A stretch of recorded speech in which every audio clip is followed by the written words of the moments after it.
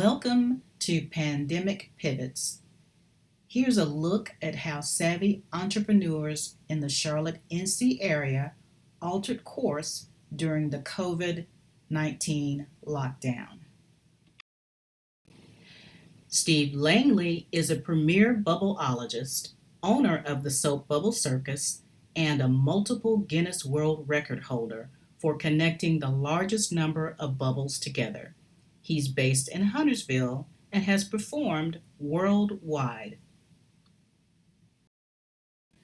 Before the pandemic, Steve's performances typically entailed large crowds that could easily number in the hundreds.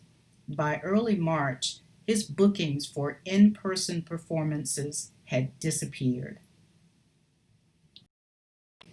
Just 2 months later, Steve was back in business, booking mobile bubble block parties and window entertainment sessions, among many other things. Content Spectrum redesigned Steve's website in 2019, and this year we added a tab to the site that lists all of his pandemic-friendly offerings. Caitlin Cornelius is one of the most engaging, talented, and versatile visual and performance artists in the region. She's based in Concord and has christened herself a creative process artist.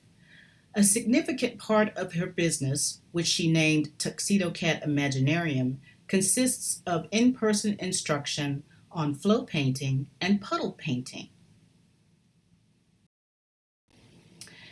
Venues for her shows included breweries, senior centers, and other locations, and she led multiple live sessions at those sites each week.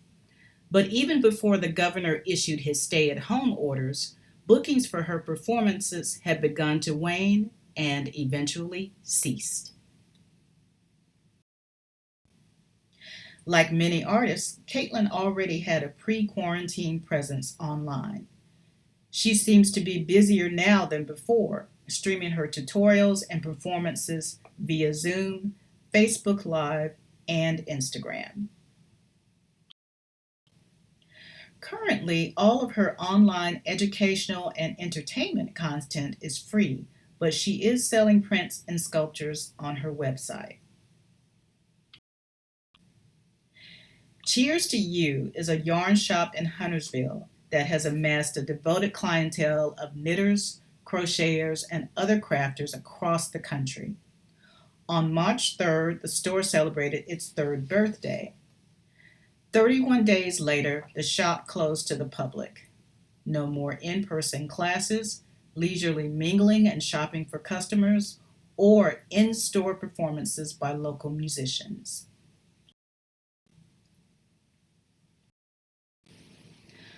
Unlike a lot of other small businesses, Cheers to You already had a presence on Facebook Live, Instagram, and other social media outlets. But once North Carolina went into lockdown, the business boosted its virtual classes and sales of products through its online store.